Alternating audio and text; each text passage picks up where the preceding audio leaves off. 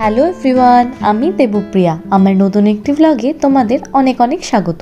আশা করি তোমরা সবাই খুব ভালো আছো, আমিও ভালো আছি। তো আজকে আমাদের ডেনমার্ক দেশে শেষ দিন, তো আমরা কিন্তু আজকে বেরিয়ে যাচ্ছি। এখন বেরিয়ে যাচ্ছি, আমাদের আজকে লাস্ট দিন কিন্তু, কারণ কালকে সকালবেলা হচ্ছে আমাদের ফ্লাইট। আর আজকে আমরা ওই যেটা বলেছিলাম যে সকালবেলা ফ্লাইট হলে আমরা একটু রাত্রে বেরিয়ে যাই, তো আজকে ওই 2-2:30টার দিকে বেরোবো।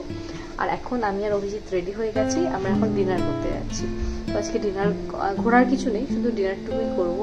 ডিনার করে তারপরে বাড়ি এসে একটু গোছগাছ বাকি আছে। আজকে আমি দিনের বেলা পুরোটাই গুছিয়ে রেখেছি, একটু গোছগাছ খালি বাকি আছে, ওটা কমপ্লিট করব, তারপরে চলে যাওয়ার পালা। আজকে মনটা একটু খারাপ, বাট ইটস ওকে। মন লাগছে আজকে চলে যাওয়া, একটু মন খারাপ হচ্ছে। আর এই শহরটা কিরকম লাগলো ওভারঅল? শহরটা খুবই অসাধারণ একটি শহর, জাস্ট অসাধারণ। আর আরো ভালো যে লোকেরা ইংলিশ বলে, বুঝতে সুবিধা হয়, কানেক্ট করতে সুবিধা হয়। তো আজকে একটু মন খারাপ নাকি? হ্যাঁ, আজকে একটু মন খারাপ। ওকে, হয়তো আমরা আবার কখনো ফিরে আসতে পারি, দেখা যাক। ওকে, লেটস সি। যেটা বলছিলাম, আজকে আমাদের যেহেতু শেষ দিন, দুজনের মন খারাপ। আর এখানে যেহেতু এই দেশে, মানে এই শহরে কোপেনহেগানে সবাই না খুব বাইক রাইড করে, বাইক অর্থাৎ সাইকেল। তো এই আমাদের লিফটেও হোটেলে এখানে লেখা ছিল যে তুমি সাইকেল ভাড়া নিতে পারো, পার ডে ওই 1700 টাকার মতো, মানে ইন্ডিয়ান মানিতে যদি দিতে পারো, তুমি কিন্তু এই সাইকেল ভাড়া করে পুরো শহরটা ঘুরতে পারবে।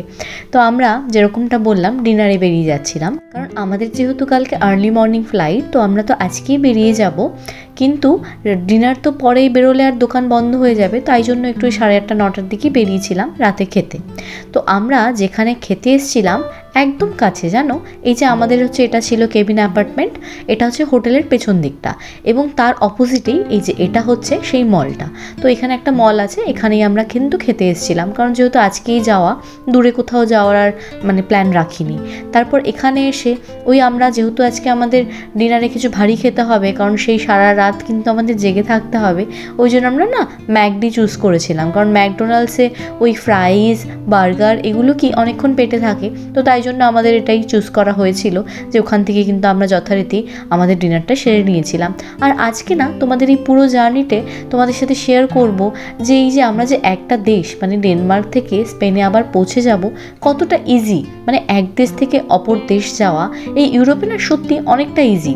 তবে কি হয় বলো তো, এই যে একটা যে আমাদের জার্নি হচ্ছে, সেটা কিন্তু এই টাইমিংয়ের জন্য একটু টায়ারিং হয়ে থাকে, মানে যেহেতু আর্লি মর্নিং ফ্লাইট, আমাদের রাত জাগতে হচ্ছে, তো এই বিভিন্ন কারণে সোজা জার্নিগুলো একটু টায়ারিং হয়।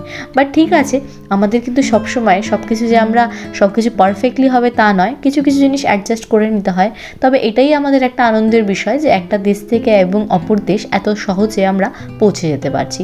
তো এখানে এই ম্যাকডিতে না নিজেই অর্ডার করে নেওয়া যায়, তো আমরা কিন্তু এখানে অর্ডার করে ওই রকম একটা কুপন দেয়, তারপর কুপনটা আমাদের ওখানে দিতে হয় কাউন্টারে, তারপর ওরা আমাদের খাবার দিয়ে যায়।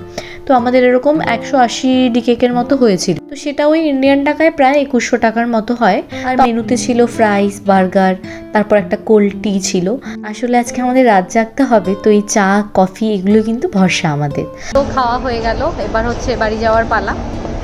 আসলে আজকে আর মল ঘোরার কোনো মানে মানসিকতা নেই, ইচ্ছেও করছে না। এখন 9টার মতো বাজে, আর আমরা কিন্তু ওই রাত্রি 2টোর দিকে বেরিয়ে যাব, কারণ ভোরবেলা ফ্লাইট, তো ওই রাত্রিবেলায় বেরিয়ে যাই আমরা, যেটা তোমাদের আগেও বলেছি। তো এখন খেয়ে এখন একদম ডিরেক্ট বাড়ি যাচ্ছি, গোছগাছ আছে। আর এই যে পুরো জার্নিটা আবার যে স্পেন অবধি, সেটাই কিন্তু তোমাদেরও সাথে রাখবো, তো দেখতে থাকো, লেটস গো। তারপর আমরা তো ওই 8:30-8টার দিকে বেরিয়েছিলাম রাত্রিবেলা, তখনও কিন্তু সূর্য অস্ত যায়নি। তারপর খেয়ে বেরোতে বেরোতে ওই 9টা-9:30 কিন্তু বেজে গেছিলো, এবং বেরিয়েই এই অপূর্ব সুন্দর দৃশ্যটা না আমাদের চোখে পড়ে, কারণ এই রাত হয়েছে তখন, মানে সূর্যটা অস্ত গেছে, এবং এই সুন্দর একটা আকাশের রং অপূর্ব লাগছিল জানো। আর আজকে চলে যাব, সেটারও একটা মন খারাপ প্লাস এই ভালো লাগা, একটা অদ্ভুত অনুভূতি। তারপরে এই দেখো, এটা কিন্তু তখন রাত প্রায় 12টা-12:30 বাজে। আর একটু পরে বেরোলেও হতো, তবে আমরা একটু আগেই মানে হাতের সময় নিয়ে বের হই রাত্রিবেলা। এখানে যদিও পুরো রাতই মেট্রো চলে, ট্রেন চলে, তবে ওই একটু সময় নিয়ে বেরোনো ভালো। আর আমরা হচ্ছে আমাদের এটাই প্ল্যান ছিল যে একটু রেস্ট নিয়ে বেরোবো, তো রেস্ট হয় না, একটা টেনশন থাকেই যে বেরোতে হবে, তাই জন্য সেরকম একটা রেস্ট হয়নি। তো এখন একদম রেডি হয়ে নিয়েছি, আর বাইরে এখন ভয়ঙ্কর ঠান্ডা, ওই জন্য জ্যাকেট পরেছি। আর এইটা হচ্ছে আমাদের খুব একটা হেল্পফুল জিনিস, ওই যদি একটু পিঠ টান করতে ইচ্ছে করে, তা এটা বিছিয়ে আমরা এভাবে আর কি ইউজ করি। তো এবার সব একদম ঘর ফাঁকা হয়ে গেছে, আর এই হোটেলের লাইট একটু কম, তো এই অভিজিৎ ফাইনালি জ্যাকেট পরছে, আর এই একটা ব্যাগ আর অভিজিতের পিঠ ব্যাগ। তো খুব মিস করব এই ঘরটাকে, এই জায়গাটাকে। Let's go. তারপর যেরকমটা বললাম, আমরা কিন্তু হোটেল থেকে বেরিয়ে সোজা চলে যাব, পায়ে হাঁটা পথ ছিল 5-6 মিনিট, ট্রেন স্টেশন। এবার বেরিয়ে গেলাম। এই ছিল আমাদের লাস্ট আমাদের জন্য কেবিন অ্যাপার্টমেন্ট। এবার আমি আর অভিজিৎ মিলে চলে যাব। আর এখন বাইরে কিন্তু বেশ ঠান্ডা, বেশ হাওয়াও, যার জন্য জ্যাকেট পরে নেওয়া। সো এবার একবারে এয়ারপোর্ট পৌঁছে কথা হচ্ছে। তো আমরা কিন্তু তারপর এই স্টেশনে চলে এসেছিলাম। এয়ারপোর্ট না, আমরা এই ট্রেনে করেই যাব। তো মেট্রো ছিল, তো আমরা ট্রেনটা এখানে অ্যাভেল করেছিলাম। তারপরে ট্রেন করে খুব একটা সময় লাগে না, আর একদম ট্রেন স্টেশনটা না এরকম এয়ারপোর্টের মধ্যেই প্রায়। তো আমরা কিন্তু এখান থেকে নেমে এই গাড়িগুলো ছিল, এগুলো নিয়ে নিয়েছিলাম, এগুলো খুব সুবিধে হয়।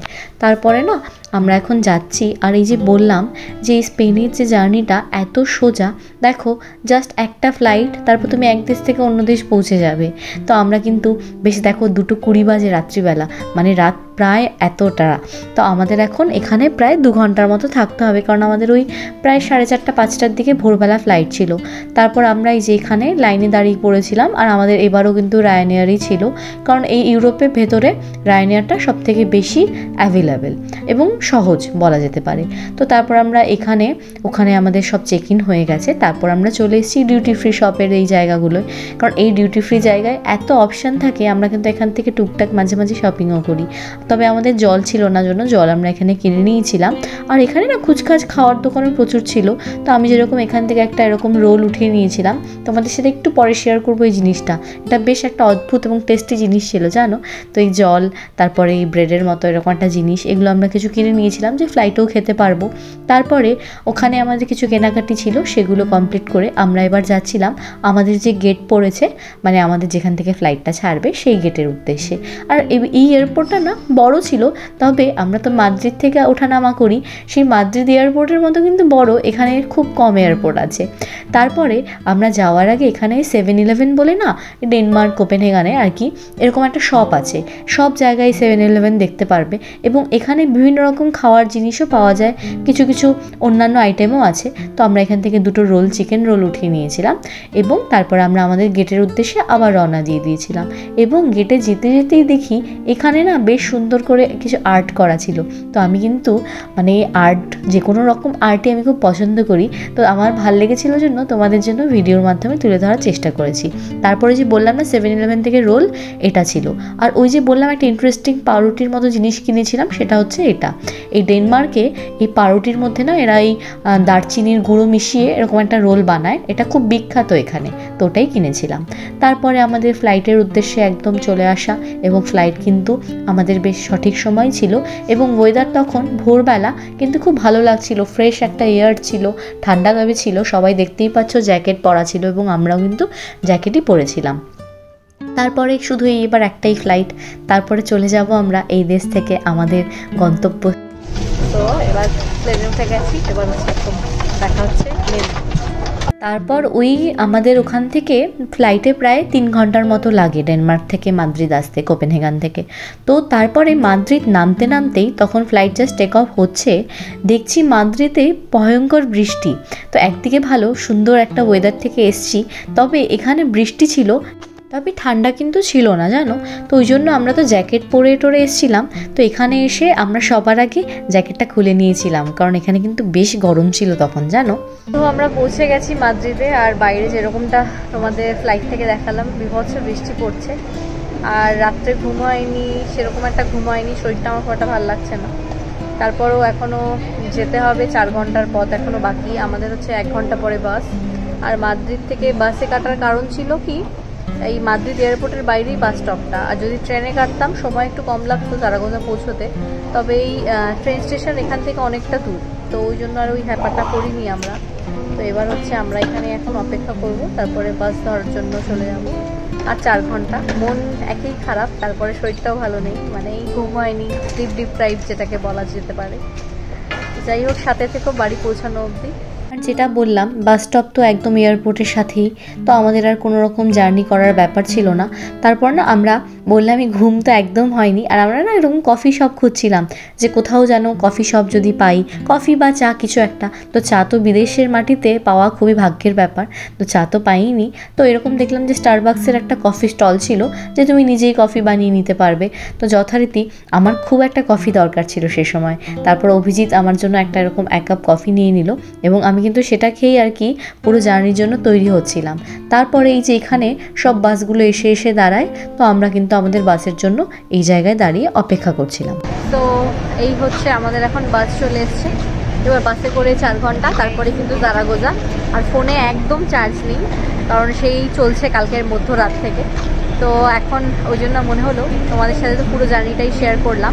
এবার বাড়ি যাওয়া, এবং বাড়ি যাওয়ার পর থেকে আবার বাড়ির ভিডিওগুলো তোমরা যেরকম পছন্দ করো সেটাও দেখতে পারবে। এবং জানিও কিন্তু এই ট্রাভেল সিরিজটা কীরকম লাগলো। আবার হয়তো কোনো একটা নতুন ট্রাভেল সিরিজ দেখতে পারবে, তবে এখন নয়, এখন আবার স্পেনের আমার জীবনযাত্রা শুরু। তো আরেকটা ইন্টারেস্টিং তোমাদের সাথে নিউজ শেয়ার করার আছে, সেটা কিন্তু পরে শেয়ার করব, এই ঘোরা সংক্রান্তই। তো যাই হোক, আমার এই ভিডিওটা যদি ভালো লেগে থাকে এবং এই যাত্রা পথ যদি ভালো লেগে থাকে, please do like, comment, share and subscribe to my YouTube channel. এভাবেই তোমরা আমাকে ভালোবাসতে থেকো। সত্যি বলছি, তোমাদের কিছু কিছু কমেন্ট, তোমাদের এই ভালোবাসাগুলো মানে আমাকে একটা অন্যরকম যেরকম আনন্দ অনুভূতি হয়, প্লাস একটা শক্তিও যোগায়। এভাবেই তোমরা আমাকে ভালোবাসতে থেকো। আমার তরফ থেকেও তোমাদের জন্য অনেক ভালোবাসা। তো দেখা হচ্ছে পরের একটি ইন্টারেস্টিং ব্লগের সাথে। ততক্ষণ তোমরা সবাই ভালো থেকো, সুস্থ থেকো। বাই।